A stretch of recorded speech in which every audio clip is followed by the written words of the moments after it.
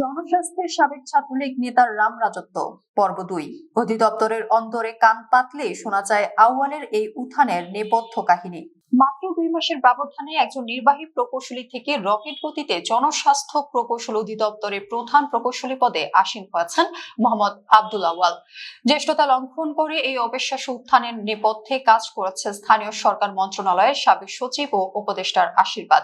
এই প্রশাসনিক কু এর আদ্যপান্ত নিয়ে ধারাবাহিক প্রতিবেদনের আজ থাকছে দ্বিতীয় পর্ব। সাবেক ছাত্রলীগ নেতা যেভাবে সর্বোচ্চ ক্ষমতাধর কর্মকর্তা প্রকৌশলী মোহাম্মদ আব্দুল আওয়ালের রাজনৈতিক ইতিহাস ঘাটলে দেখা যায়, তিনি খুলনা প্রকৌশল ও প্রযুক্তি বিশ্ববিদ্যালয় কুয়েটে অধ্যয়নকালীন ছাত্রলীগের রাজনীতির সাথে সক্রিয়ভাবে জড়িত ছিলেন।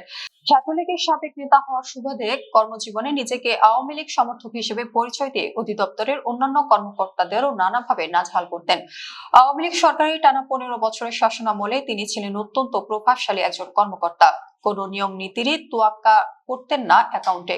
বিশেষ করে ময়মনসিংহের আওয়ামী লীগের সাবেক ২ সংসদ সদস্য মাহমুদ হাসান এবং আব্দুল সাত্তারের ঘনিষ্ঠ সহযোগী হিসেবে তিনি জনস্বাস্থ্য প্রকৌশল অধিদপ্তরে নিজের প্রভাব বিস্তার করেন।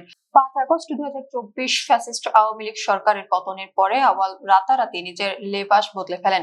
৫ আগস্টের পর যেখানে ফ্যাসিবাদের সহযোগীদের বিচারের আওতায় আনার কথা, সেখানে আওয়াল সিন্ডিকেটে অন্তর্বর্তীকালীন সরকারের স্থানীয় সরকার বিভাগের সচিব রেজাউল মাকসুদ জাহিদি এবং উপদেষ্টা আসিফ মাহমুদ সজীব ভুঁইয়ার আশীর্বাদে আরো শক্তিশালী হয়ে ওঠেন।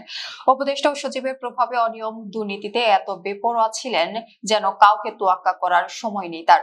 মাত্র ২ মাসের ব্যবধানে একজন নির্বাহী প্রকৌশলী গ্রেড ৫ থেকে অধিদপ্তরের প্রধান প্রকৌশলীর মতো শীর্ষ পদে আসীন হওয়ার ফ্যাসিস্টের দোসর আউয়ালের ঘটনাটি দেশের প্রশাসনিক ইতিহাসে এক নজিরবিহীন ও অবাক করার মতো উদাহরণ হিসেবে চিহ্নিত হয়ে থাকবে বলছেন সংশ্লিষ্টরা। মোহাম্মদ আব্দুল আউয়াল ১৯৯৮ সালের ৫ মার্চ একটি প্রকল্পে যোগদান করেন।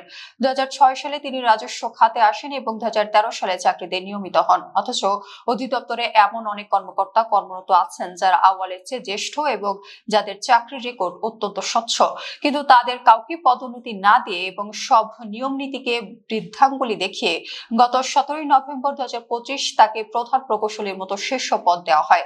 এখানে শেষ নয়, পরে গত ৪ জানুয়ারি ২০২৬ তারিখে অতিরিক্ত প্রধান প্রকৌশলীর পূত পদের দায়িত্ব পাওয়ার আবেদন করেন তিনি এবং অজ্ঞাত প্রক্রিয়ায় রকেটের বেগে ফাইল অনুমোদন হয়ে ১১ জানুয়ারি ২০২৬ তারিখে প্রজ্ঞাপন জারি করা হয়। মাত্র ২ মাসেরও কম সময়ে একজন নির্বাহী প্রকৌশলী প্রধান প্রকৌশলীর রুটিন দায়িত্ব, অতিরিক্ত প্রধান প্রকৌশলীর চলতি দায়িত্ব পাবার ও একই সাথে তত্ত্বাবধায়ক প্রকৌশলী পদে চলতি দায়িত্বে থাকার উদাহরণ বিরল। কর্মকর্তাদের মতে এটি কেবল পদোন্নতি নয়, এটি একটি পরিকল্পিত প্রশাসনিক কূপ। অধিদপ্তরের অন্তরে কান পাতলে শোনা যায় আউয়ালের এই উত্থানের নেপথ্যে কাহিনী। অভিযোগ রয়েছে এই শীর্ষ পদটি বাগিয়ে নিতে তিনি প্রায় ৩৫ কোটি টাকার একটি বিশাল লেনদেন করেছেন। এর মধ্যে ৫ কোটি টাকা সরাসরি তৎকালীন স্থানীয় সরকারের সচিব রেজাউল মাকসুদ জাহিদের কাছে পৌঁছেছে বলে বিভিন্ন সূত্রে দাবি করা হয়েছে। বাকিটা সাবেক উপদেষ্টা আসিফ মাহমুদ সজীব ভুঁইয়াকে দেয়া হয়। জাহিদি এবং আউয়াল উভয়ের বাড়ি ময়মনসিংহে হওয়ায় এই আঞ্চলিক সিন্ডিকেট আরো বেপরোয়া হয়ে ওঠে তখন। বিস্ময়কর বিষয় হলো, প্রধান প্রকৌশলী পদে নিয়োগের আগে ২০২৫ মে মাসে জাতীয় নিরাপত্তা গোয়েন্দা সংস্থা থেকে ৫ জন কর্মকর্তার মূল্যায়ন প্রতিবেদন চাওয়া হয়েছিল। আউয়ালের প্রতিবেদনে তার বিরুদ্ধে ভয়াবহ দুর্নীতির তথ্য থাকলেও রহস্যজনকভাবে সেই প্রতিবেদন ধামাচাপা দিয়ে তাকে প্রধান প্রকৌশলী পদের রুটিন দায়িত্ব দেওয়া হয়।